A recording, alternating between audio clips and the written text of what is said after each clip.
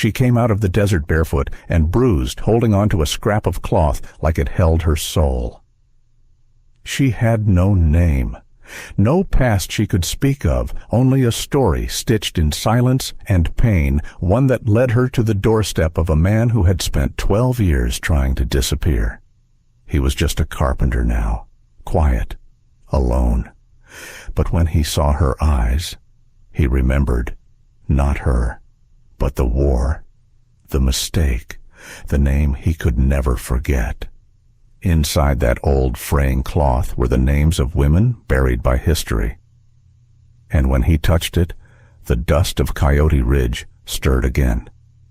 What would you do if the past you buried knocked on your door, carrying the names of those you failed? Would you look away or stand beside her even if it cost you everything? This is a story of memory, redemption, and the power of a name, a quiet rebellion sown by hand and carried across the desert. If it speaks to you, leave a comment, share your thoughts, and follow Wild West Echoes for more stories that remember what history tried to forget. Now, let us begin with the girl and the cloth. She stumbled across the desert, sunburned and bleeding, clutching something in her hand. "Please, don't take the cloth off," she whispered, and then everything went dark. The wind had shifted. Jedediah Carter felt it before he saw her. Evening light slanted across the Arizona horizon, casting long shadows between the scraggly bushes and redstone outcroppings. Jed stood outside his adobe cabin, sleeves rolled, a tin of nails in one hand, and a half-finished rocking chair in the other. His world had been silent for so long, just him, the wind, the dust, and the distant caw of desert crows. But now the crows had gone silent. He turned slowly, eyes narrowing against the fading sun. And there she was.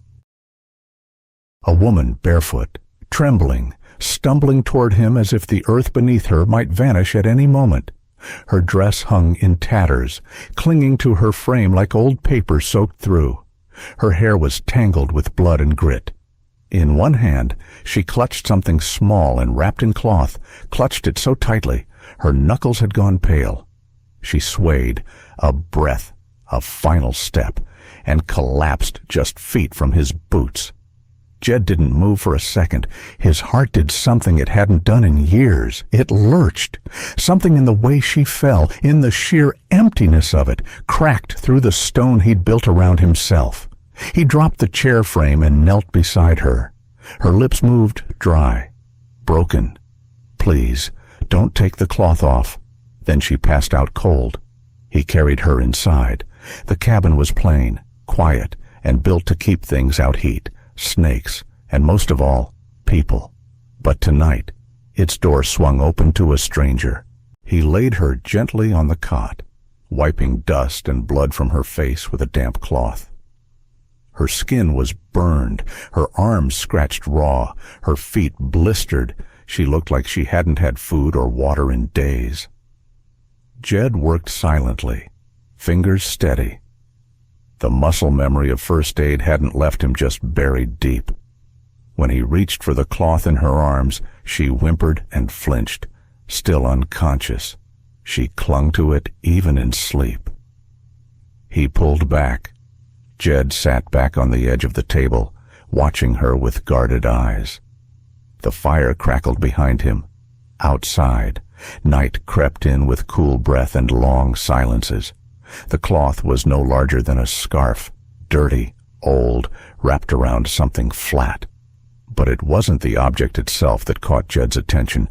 It was the way she held it, like a child with a keepsake from a mother long gone, like a soldier clutching a letter from home.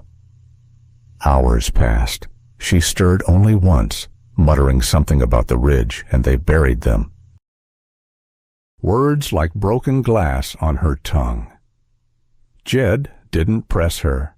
He only listened, but the name Caldwell made his stomach knot.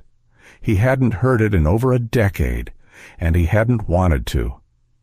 He moved to the fireplace, stoking the flames to push back the chill. His joints ached more than usual tonight, an old injury, maybe, or just memory catching up. He poured himself a tin cup of water, took a sip, and let his gaze drift back to the girl. She was young, maybe 30, too young for this kind of hurt, too young to be carrying ghosts. He wasn't much older, 48 last spring, though he'd stopped counting after Willow Flats. The day the past swallowed him whole. There were faces he'd never forget, screams he still heard in his sleep. A child, a woman with a blood-stained shawl, reaching, and him, powerless, trapped by orders and mud and fire. He stared into the flickering fire now and wondered, not for the first time, whether that day had rewritten the whole map of his soul. Maybe that's why he stayed out here, not just to forget, but to avoid ever failing again. She coughed softly in her sleep. He turned, set the tin down, and walked quietly to her side. Her fingers still gripped the cloth like a lifeline. "Who are you?" he whispered. "And what's wrapped in that thing you die to protect?" No answer. Only the steady rise and fall of breath and the creak of the wind outside. Jed sighed, pulling an old wool blanket over her body. He grabbed the lantern, turned down the wick, and settled into the wooden chair beside the fireplace. The shadows on the wall danced, stretching into the corners like fingers. But it was the silence that pressed hardest. Not the kind of silence that soothes, the kind that listens, the kind that remembers. He didn't sleep. The fire burned low. Somewhere in the distance, a coyote howled. Jed stared into the coals, and the coals stared back, glowing like the eyes of something ancient, something that knew exactly what he'd left behind. Jedediah Carter hadn't let anyone through that door in 12 years, not since Willow Flats burned. Before the war, Jedediah had been a carpenter's son, not a soldier, not a survivor. Just a quiet boy from a town nobody remembered, who knew how to shape wood and listen to trees before he cut them. His hands had learned the grain of oak long before they ever held a rifle, but war has a way of turning things inside out. It was 1865 when he watched Willow Flats go up in smoke. Jed still remembered the stench: burned leather, scorched flesh, wet earth soaked in blood. The worst of it wasn't what he saw. It was what he didn't do. He'd been part of a unit sent to clear the area. Orders were vague, conflicting. Someone high up had wanted the ridge emptied, and nobody asked why. Jed and 6 others arrived too late. Fires already raged. Screams echoed down the hills. There had been women, children. One woman, especially, stood in the chaos with a baby in her arms, reaching for someone, maybe him. He wasn't sure. All he knew was that they didn't get out. Jed carried that memory into every silence he ever sat through afterward. When the war ended, he didn't go home. He went west, farther than most, past towns, past maps, past the point where people asked questions. He built his cabin from adobe and dry timber with his own 2 hands, planted 3 ocotillo bushes out front, put a weathered horseshoe above the door. Then he disappeared. No mail, no visitors, no promises made. He hunted rabbits and mule deer, worked wood into tables, chairs, and cradles, though no babies ever came to fill them. He sold what he didn't need in a trading post, a half-day's ride south, never lingering, never talking. People called him the quiet one, if they called him anything at all. And for 12 years, that suited Jed just fine. Until last night. She was still asleep. The girl Mari, though he didn't yet know her name, hadn't stirred much since he brought her in. Her breathing was slow, steady. The sun was up now, shining in slanted streaks through the clay-framed window. Dust motes danced in the light. The fire had gone cold, but Jed hadn't noticed. He sat at the edge of the table, cup in hand, but the coffee had long since gone lukewarm. Why had he opened the door? Why not turn his back? Like he'd turned his back on the rest of the world. Why lift a stranger from the dirt and carry her inside? Wrap her wounds, give her water. Jed couldn't answer, only that something in her face beyond the cuts and grime had stopped him cold. There'd been fear there, yes, but also a kind of quiet. Not the silence of someone hiding, but of someone holding something bigger than fear. A secret, or maybe a purpose. He stood, stretched stiff legs, and walked to the cot. Her face looked softer in the daylight. Younger. The lines of pain hadn't gone, but they were no longer hard with tension. Her jaw relaxed. A trickle of dried blood marked the edge of her hairline. Jed gently brushed a strand of hair back behind her ear, hesitated, then looked down at the bundle in her arms. Still there. Still wrapped tight in that cloth. He hadn't tried to touch it again. Something about the way she'd said those words, "Don't take the cloth off," clung to him like a burr. She was holding it even in sleep, not tightly now, but with the familiarity of something precious, a thing not to be separated from, a reminder or a warning. He crouched beside the cot, eyes drawn to the edge of the cloth. It was old cotton, maybe linen, yellowed with time and sweat. And there, at the very corner, frayed but intact, was a line of stitched letters, tiny, faded. At first, he thought it was just loose thread, but no, it was handwriting. Embroidered by hand, like something a mother might do for her child's kerchief or a wife for her husband's sleeve. One name, C. Dawson Jed's breath caught. He stared at it, heart pounding slow and heavy in his chest. The name clawed at his memory like a dull knife. It couldn't be. He hadn't heard or even dared to think of that name since. No. He stood abruptly, knocking the tin cup to the floor. It clattered, bounced, rolled into the corner. Mari stirred but didn't wake. He paced once, then twice, then stopped, rubbing a hand over his stubbled jaw. The name could be coincidence. Dawson wasn't rare, but stitched like that. On cloth like this. He sat down again, slower this time. 12 years of silence, of choosing not to remember, were suddenly cracking open at the seams. He looked at her again, the shape of her cheek, the set of her brow. Maybe he was seeing ghosts, or maybe fate had finally come calling. Outside, the desert wind picked up, rattling the old horseshoe above the door. Inside, Jed Carter sat beside a stranger with a familiar name and tried to remember who he was before he became the man who disappeared. That cloth was more than a bandage. It was a story, stitched in blood and grief. Mari awoke slowly, like someone surfacing from too deep underwater. The ceiling above her was rough, whitewashed adobe. The walls breathed with quiet warmth, and outside, the desert wind whispered like an old friend telling secrets no one wanted to hear. For a moment, she couldn't move. Her limbs were stiff, her skin stung in patches, but she was alive. That much she knew. The cloth was still in her arms. She looked down, saw the faded fabric curled beneath her fingertips, and let out a shaky breath. Jed, who had been sharpening a chisel by the fire, didn't look up right away. But he'd heard her. He always heard what mattered. "You're safe," he said simply.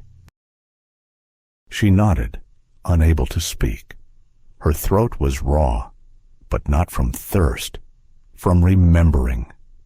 Hours passed before she could bring herself to talk. Jed made her tea bitter bark steeped with a sprig of sage and set a tin plate of cornbread on the table beside her.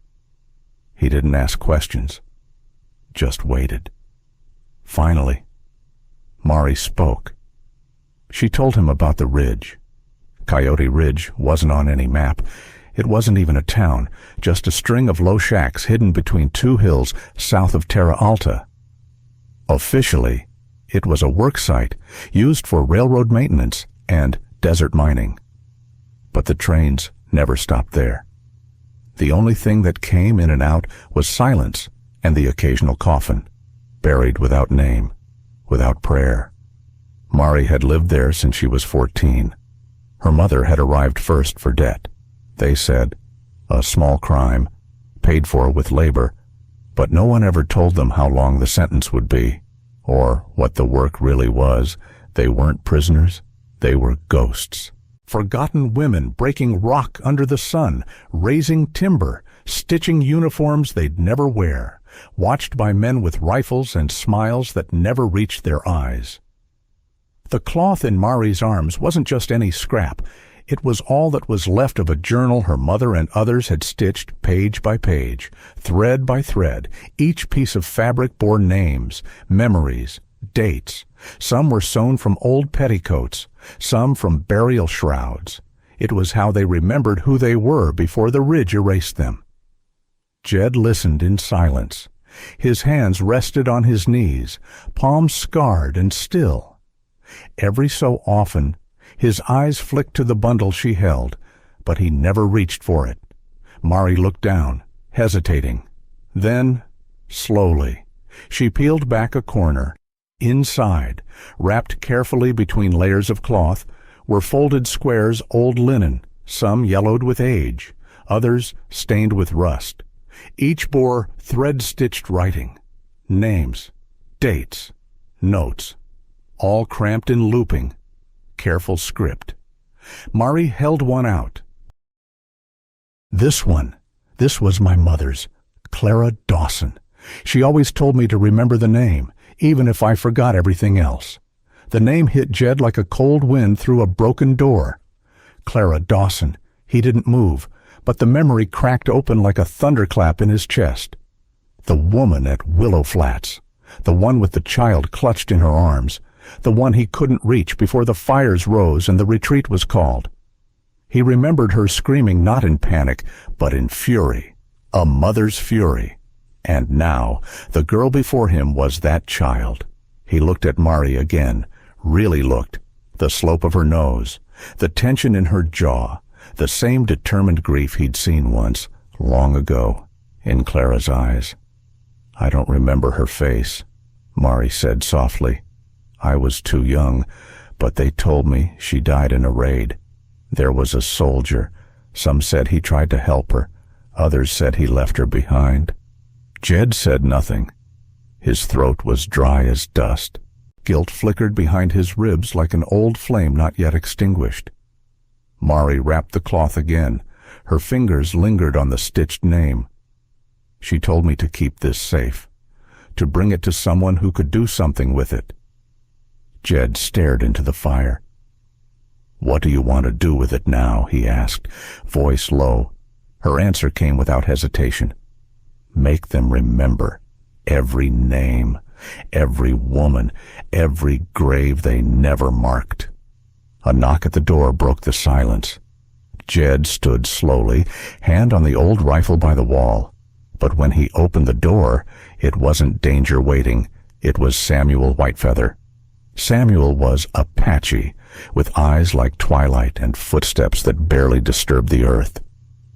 He and Jed had once shared months in the mountains during the war, fighting, surviving, and watching the world tear itself apart from the edges. Now he stood on Jed's porch, with dust on his boots and urgency in his voice. You need to know something, Samuel said, stepping inside. Caldwell's men are looking for a girl. Word is she's carrying something they don't want seen. His eyes landed on Marie. She tensed. Jed stepped between them, not protectively, but instinctively. What do they know? Jed asked. Enough to want her gone. Samuel said, the ridge is burning its tracks, fast. Mari's hand gripped the cloth tighter. Jed looked at her, then at Samuel. And for the first time in 12 years, The stillness in him began to shift. They called it a labor camp. It was a graveyard with gates. Mari didn't speak for a long time. She sat by the fire, hands wrapped around a tin cup of warm water, eyes unfocused, as if still somewhere far from Jed's cabin, far from safety, far from light. Samuel had taken a seat near the door, quiet as ever, boots dusty from the trail. Jed leaned on the edge of the table, watching her with a stillness that came not from patience, but from years of waiting to feel something again. "I don't know how to start," Mari said finally, voice low. Jed nodded once. "Anywhere." She looked down at the cloth in her lap, fingers brushing along the stitched edges like a habit she couldn't break. "They called it a work site," she said. "Coyote Ridge." That was the name they gave it. But it wasn't work. It was forgetting. It was erasing. Jed said nothing. Mari continued, her voice steadier with each word. "It started like this: women were sent there to settle debts. Petty crimes, mostly. Some just stepped off the wrong wagon. Others couldn't prove who they were. If you didn't have a man to vouch for you, you didn't have a voice." She paused. "And if you didn't have a voice, you disappeared." She told them about the walls, wooden fences too high to climb, guarded by men with uniforms and dead eyes. Told them about the daily roll calls, the iron brands, the food no better than scraps. About the freezing nights and the blistering days. About women forced to break stone until their hands bled, to sew until their fingers swelled, to carry timber twice their size under threat of a whip.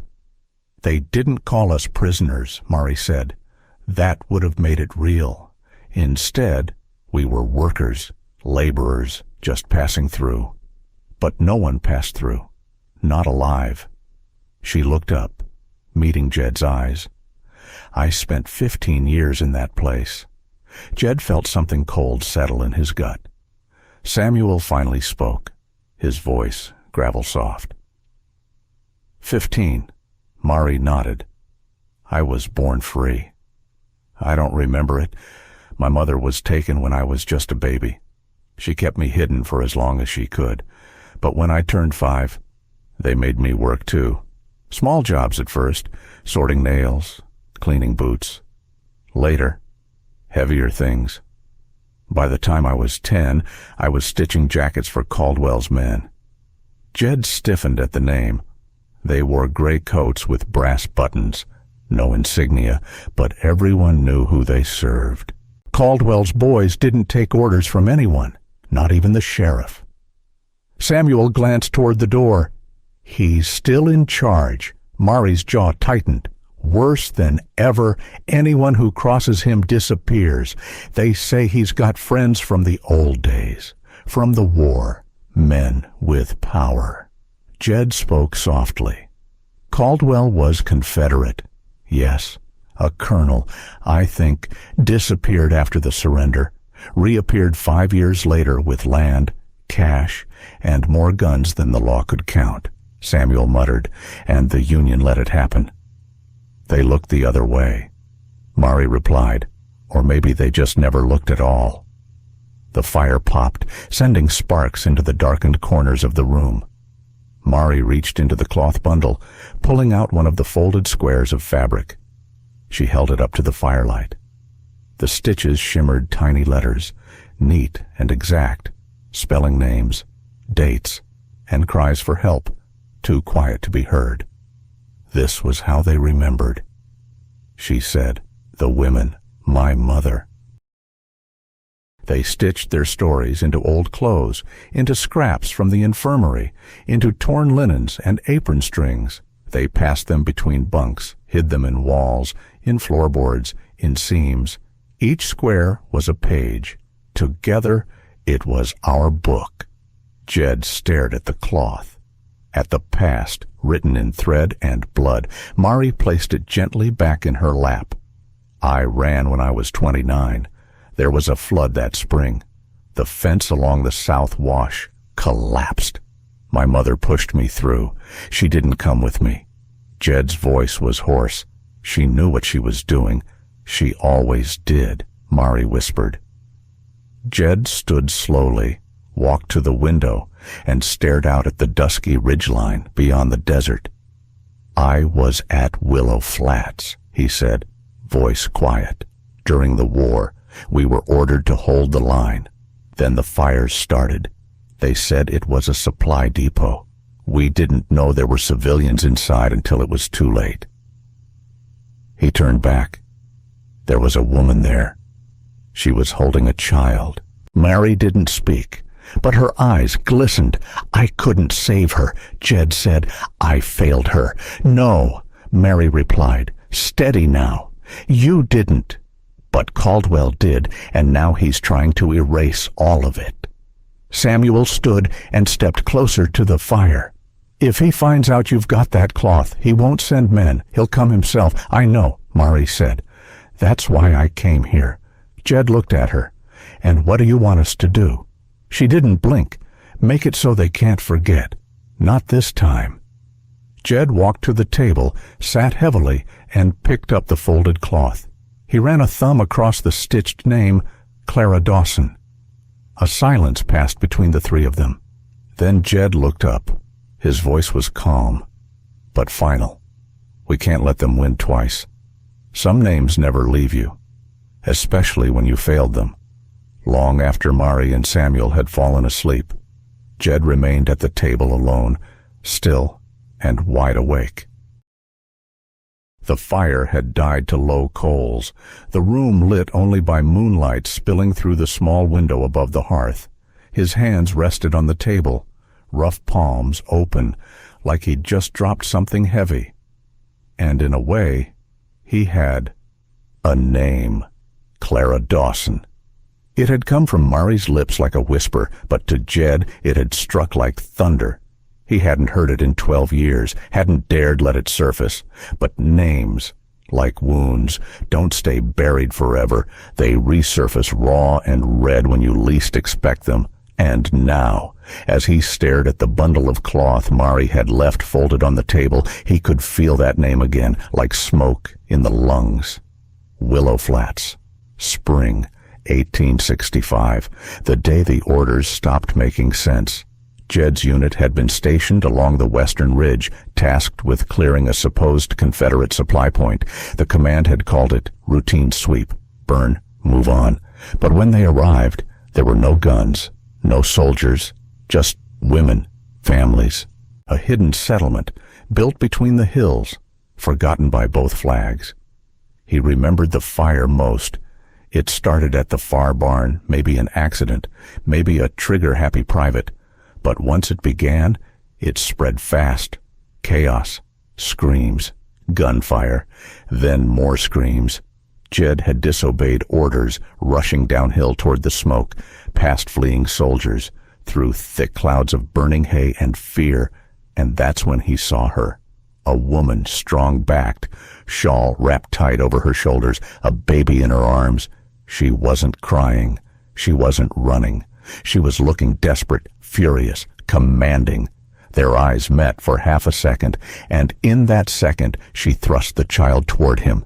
"Take her!" she shouted, her voice raw. "Please take her." Jed didn't move, not because he didn't want to, but because his arms were already full. A wounded corporal, bleeding from the gut, slumped over his shoulder. Behind him, a young recruit, barely a boy, stood frozen with his rifle lowered, wide-eyed.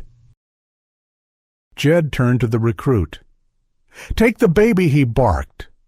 The boy hesitated, then reached out.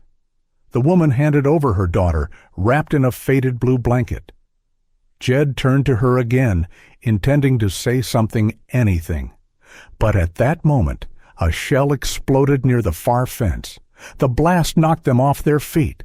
The corporal groaned, slipping from Jed's grip. The child screamed. Then the retreat was called. Voices shouted through the smoke, "Pull back, fall back. It's gone to hell." Someone grabbed Jed's arm, another soldier, dragging him up the hill, away from the flames. The last image Jed saw before the smoke swallowed everything. Clara Dawson, framed in fire, screaming, but not from fear, from betrayal. Jed sat back from the table now, heart pounding. Sweat ran cold down his neck despite the chill. He looked across the room. Mari lay sleeping on the cot, curled on her side, her dark hair spilling over the edge. Her face looked softer now, lit by moonlight, but the shadows of what she'd survived still lingered in the corners of her eyes, even in sleep. He studied her, the curve of her cheek, the sharp set of her jaw, her hands still instinctively curled around the cloth. And suddenly, he knew. She wasn't just a survivor, she was the survivor. The baby Clara Dawson had placed into a stranger's arms, the life she'd given up everything to save. And Jed. He hadn't been the one to carry her, but he'd been there. He could have done more, should have. Instead, he turned back when he was pulled, obeyed when he should have fought. That guilt had never faded. He'd thought it was about Clara, but now he knew it was about the child, about Mari. Jed rose, his movements slow, deliberate. His knees ached, and his back groaned in protest, but he didn't pause. He crossed the room to the corner, where the old wooden chest sat beneath a hanging horseshoe untouched for over a decade. He knelt, lifted the lid. Inside a cavalry coat, a frayed journal, a broken compass, and beneath it all, wrapped in oiled cloth, his rifle. He pulled it out carefully, unwrapping it as though uncovering a relic. The wood had dried, the barrel dulled, but the weight still there, still honest. Jed stood and tested the stock against his shoulder. His hands remembered what his soul had tried to forget. 12 years ago, he'd walked away. But this wasn't about vengeance. This was about redemption. He looked one last time at Mari. She slept, unaware of the war waking up in the man across the room. He didn't speak, just turned toward the door, opened it slowly, and stepped into the desert air. The wind was cool, but his blood was warm again. This wasn't about revenge. It was about setting the record straight. The sun had barely crested the far ridge when Jed returned to the cabin. Mari sat at the table, quiet and steady, folding the cloth pieces with a precision born not of calm, but of resolve. Her eyes met his, and in that brief glance, no words were needed. She knew. Samuel leaned against the far wall, arms crossed, already dressed for the trail. He didn't speak either, but his nod was enough. They were all in. Later that morning, Samuel led them out, guiding the horses through narrow red rock paths etched into the desert by wind and time. Mari rode in the middle, eyes scanning the horizon like someone used to looking over her shoulder. Jed followed close behind, rifle slung, mind sharp. They didn't speak much. The silence was purposeful, less about fear, more about preparation. Around midday, they reached a low ravine near the southern bend of the ridge. Samuel dismounted first, crouched beside a thicket of thorn brush, and moved a few stones aside. Beneath them, a hollow, an old smuggler's tunnel, barely wide enough for a man to crawl through. "They used to run whiskey through here," Samuel said, voice low. "Before the war. How close does it go?" Jed asked. "All the way to the supply room beneath Caldwell's compound. I checked it last spring. Still intact." Mari stepped forward, peering into the shadowed mouth. "This is how we get in?" she asked. Samuel nodded. "They don't guard what they've forgotten. And they forgot this." Jed studied the opening, then the distant silhouette of Coyote Ridge beyond the next hill. "We'll need to move at night." "Tonight," Mari said. "If we wait too long, someone else will vanish, like my mother did." They returned to the cabin before sunset, each retreating into their own space to prepare. Jed sat at his old workbench, rubbing oil into the stock of his rifle with care. Every motion was slow, measured. The last time he'd cleaned this weapon was 12 years ago. He hadn't thought he'd ever use it again, but now it wasn't about vengeance. It was about bearing witness, about not turning away, not again.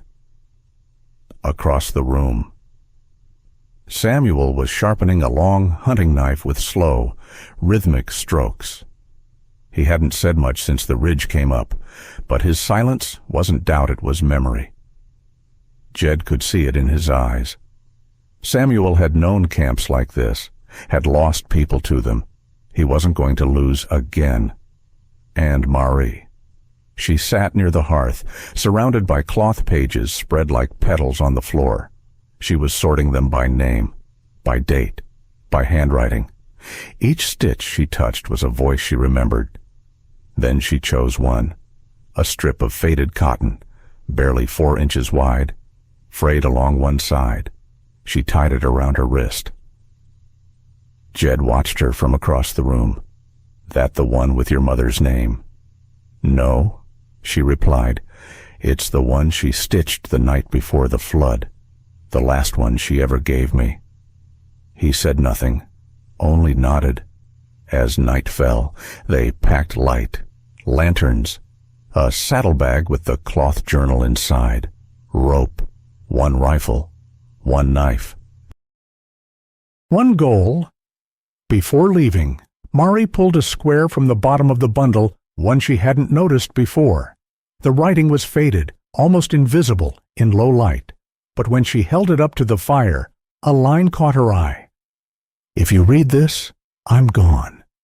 But she's alive." Her mother's words, stitched in trembling hands, buried for years, found again. Marie didn't cry, but something shifted in her shoulders, grief transforming into something sharper, cleaner. Conviction. "She knew this day would come," Marie said softly. Jed stepped beside her. She made sure it could.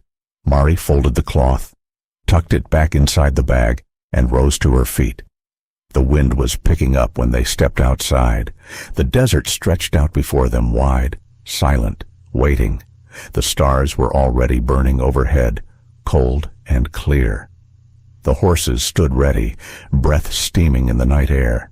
Jed paused at the door, looking back once at the cabin, the home he'd built, the silence he'd lived in, the ghosts he'd tried to forget. Then he looked forward. Samuel had already mounted. Marie adjusted the strap of the saddlebag across her chest. Jed slung the rifle across his shoulder. "This isn't going to be easy," he said. "Nothing worth finishing ever is." Marie replied. They didn't speak again. They just rode. Toward the ridge, toward the truth, toward the reckoning waiting in the dark. The past doesn't just knock. Sometimes it kicks the door down. The tunnel beneath Coyote Ridge was narrow, choked with stale air and old dust. Marie could barely stand upright as they moved single file, Samuel leading, Jed behind her, every step echoing off dirt walls like footsteps in a forgotten grave. The silence was louder than words. Marie's heart pounded, not from fear, but from certainty. This wasn't just sneaking into an enemy's den. This was stepping into the very place her nightmares had come from, the place her mother had died. At the far end, Samuel held up a hand and pointed to a warped wooden hatch above. "This is it," he whispered. "Storage room. No guards last I checked." Jed nodded, shifting the rifle on his back. "Quick and quiet. Get what we came for and out the same way." Samuel pushed, and the hatch gave with a low groan. Light filtered in. Marie climbed up first, then Jed, and finally Samuel, sealing the panel behind them. They stood inside a small room, dusty, dim, lined with filing cabinets, ledgers stacked on shelves, crates with rusted locks. Marie moved toward the ledgers without hesitation, her fingers flying over the spines of bound books, opening one after another. Samuel kept near the door, listening. Jed scanned the room with narrowed eyes, stopping at a thick folder labeled C.R. Personnel. Inmate records. He flipped it open and froze. Hundreds of names. Clara Dawson. Others he didn't know. All women, all marked assigned, some marked deceased. No cause of death, no burial records. Mari gasped. She held a book to her chest, breathing hard. This one. This has it. Orders, supply lists, transactions with merchants who knew, and names.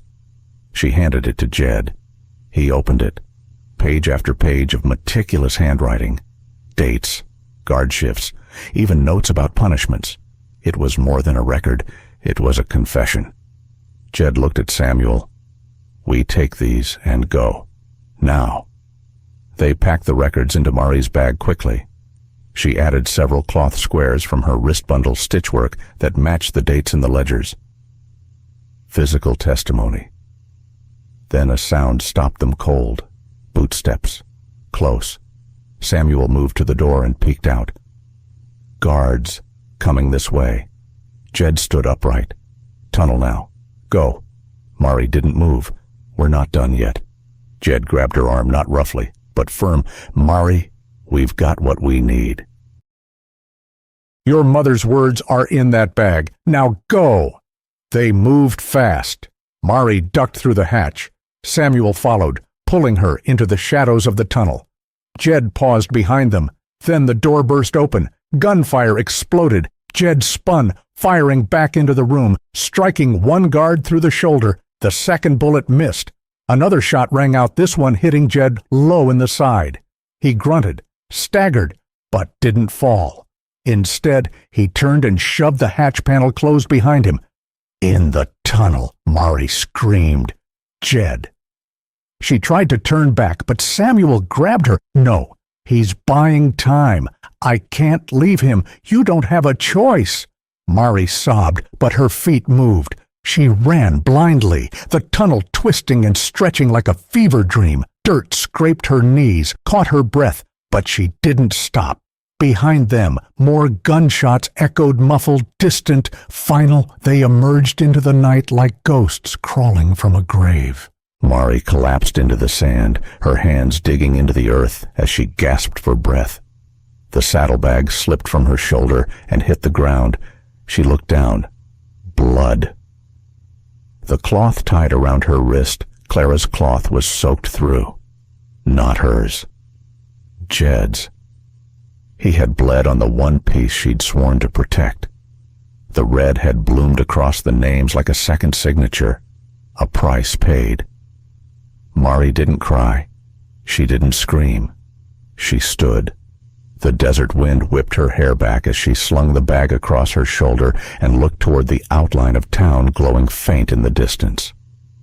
Jed had given her a window. Now she had to make it matter. She ran not just to survive, but to make sure they were never forgotten. The desert had always been cruel, but that night it was merciless. Mari stumbled across the uneven terrain, boots slipping in loose sand, her lungs burning with each breath. The saddlebag bounced against her ribs, heavy with truth and blood. She didn't look back. Not because she didn't care, but because she couldn't survive if she did. Every step she took away from the ridge was a betrayal of instinct. But every step toward the sheriff's office was an act of justice. She was carrying more than paper, more than thread. She was carrying voices. The stars overhead blurred into streaks. Pain pulsed in her side. She had scraped it during the tunnel crawl, or maybe when she hit the ground. She couldn't tell anymore. She felt raw, inside and out. Jed's face kept flashing in her mind, the way he stood in the doorway, the nod he gave her, the blood. She whispered a prayer she couldn't finish, not for herself, for him. By the time she reached the edge of town, her lips were cracked and her limbs moved like they were made of stone. But the lights of the sheriff's station were still on. A small miracle. She banged on the door with everything she had left. Sheriff Ada Whitlock had seen many strange things in her 30 years wearing the badge.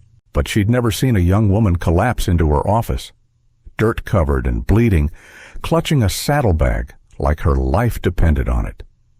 Because it did.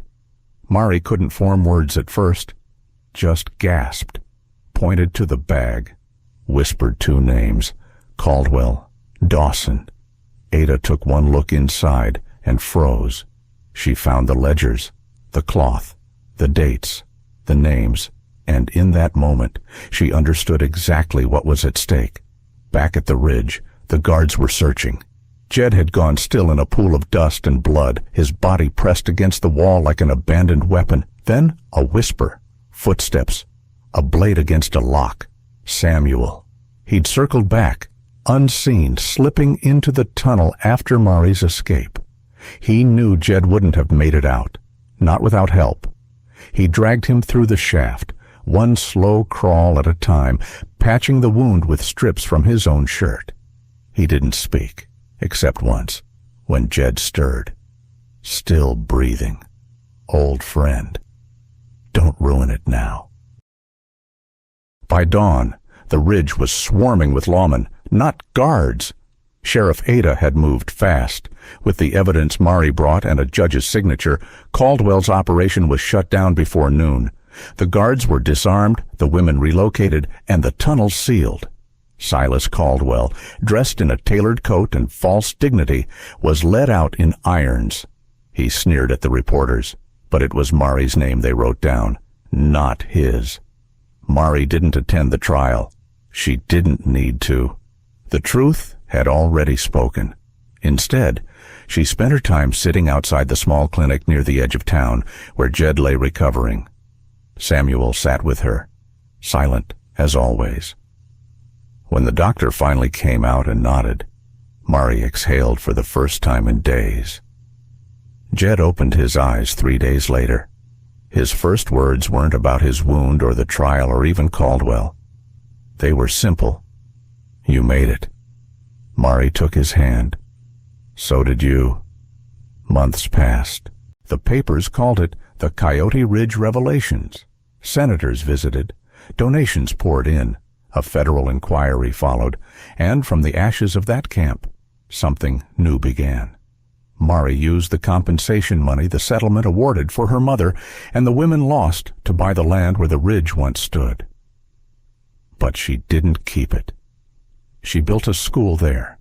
1 room, 4 walls, open windows, and stitched above the chalkboard framed behind glass was a piece of cloth. Faded, but legible. If you read this, I'm gone, but she's alive. Some men returned from the dead. Others never left the shadows. Jedediah Carter didn't return to town after the trial. He didn't stand on the courthouse steps, didn't speak to the press, didn't join the celebrations when the ridge was torn down, stone by stone. Instead, he slipped away quiet as always into the hills north of the old plateau, to a piece of land no one much remembered. And that was just how he liked it. There, beneath the shadow of an old juniper tree, he built a small lean-to from leftover timber. Nothing fancy, just enough to keep out the sun and hold his tools. It wasn't the first time Jed had vanished. After the war, he'd done the same, drifting from town to town, never staying long, never speaking of Willow Flats or the orders he followed. But this time, he didn't disappear to forget. He disappeared to remember. Each morning, he rose before the sun, heated coffee over a stone ring, sharpened tools he knew by heart. Then he worked. With slow, careful hands, he carved desks, tables, chairs, furniture for a school he never saw, but one he knew existed, standing where blood and silence once ruled. He could picture it in his mind, sunlight through open windows, chalk dust in the air, children's laughter where screams once echoed. And that was enough. The folks in town began to whisper about him, not out of fear, out of fondness. They called him Uncle Jed, the quiet man in the hills who built things and asked for nothing. Some left scraps of lumber at the trail's edge. Others found tiny carvings on their porches, small rocking horses, whistles, wooden birds. He never signed his work, but they all knew who made them. Then one afternoon, a little girl named Lydia wandered from her school picnic up the edge of the trail and spotted him under the juniper. She didn't scream, didn't run. She watched for a while as Jed shaved curls from a plank of pine. Then, bold as anything, she stepped closer. "Are you the cowboy that saved Miss Murray?" Jed looked up, startled. She pointed to the saddlebag beside him, the old one Murray had used, now tattered but still intact. He'd kept it, couldn't bring himself to throw it away. "Well?" she asked. Jed smiled, just barely. "I reckon I used to be." She grinned. "Mama says you don't have a name, that you're just a good ghost." Then she skipped back down the trail. That night, Jed sat by the fire, saddlebag on his lap. Inside, the cloth remained, stained, faded, still holding every name stitched by trembling hands. He ran his thumb across one corner, the same one that had soaked in his blood that night. Murray had kept it, had carried it, had told the world with it. And now she taught children to write their names, while he carved desks to hold their elbows. He didn't need a name for that. But a week later, a letter arrived, tucked into a basket of peaches left near the trail. The handwriting was unmistakable. "Jed, you've done more than enough, but I'd like to see you again. If you're willing, the children are planting a cottonwood this Sunday behind the school. One of them says she met a cowboy in the hills, called you hers. I suppose you always were, in some way. Murray." Jed folded the letter slowly. Then he looked out across the dry hills, where wildflowers now grew in the ashes of the past. He didn't smile, but he didn't turn away, either. Some endings don't need words, just a hand and the quiet of two hearts that understand. The path to Jed's cabin curved gently through the pines, now green again after the long summer heat. The earth was dry, but no longer cracked. Flowers had begun blooming along the edges, small, wild, stubborn things. Mari hadn't been there in nearly a year. She'd passed through the town's rebirth-attended hearings, built the school, taught the children, but she had not walked that trail. Not until today. She carried no papers, no books, no stitched cloth, only a simple frame walnut wood, smooth and warm, made by the same hands she was coming to see. Inside the frame was the cloth, faded but intact, the one her mother had stitched, the one soaked with Jed's blood, the one that had crossed deserts and courtrooms to bring the truth into light. Now it would come home. She saw him before he saw her. He was outside, sanding a wide board beneath the shade of a cottonwood he'd planted himself. His shoulders had grown stronger since the ridge. The lines around his eyes were deeper, but his movements were steady. There was peace in them now, not stillness from pain, but steadiness from purpose. He looked up as she approached but said nothing. She stopped a few feet from his workbench. No greeting, no small talk, just silence, old and familiar. Then, with both hands, she placed the frame on the table between them. Jed set down his sander and looked at it. Not rushed, not surprised. He'd known she'd come. Eventually. For a long moment, neither of them spoke. The wind stirred the leaves above them. Children's voices floated up from the schoolyard down the hill. Lydia and the others were planting a garden today. Tomatoes, cucumbers, and desert sage. Jed had helped build the planter boxes. Mari had drawn diagrams on the chalkboard. Two lives, twined together, moving forward in quiet circles. Jed lifted the frame gently, running one thumb along the edge. Then his eyes paused on the stitched words. "If you read this, I'm gone, but she's alive." He blinked once, Mari didn't cry. She didn't need to. She'd spent her tears on court steps, in empty rooms, in midnight prayers. Now, there was only presence. A small voice called from the distance. Mama Look Lydia stood near the edge of the field, pointing to the sky. The clouds had parted, just enough for a shaft of evening sunlight to pierce through and spill directly onto the two of them, Mari and Jed, standing across from each other at the workbench, the framed cloth between them. Jed smiled, barely. Mari reached forward, slow and deliberate, and laid her hand gently on his. It wasn't a question, it wasn't a plea, it was an answer. He turned his palm up and closed his fingers around hers. Rough, calloused, warm.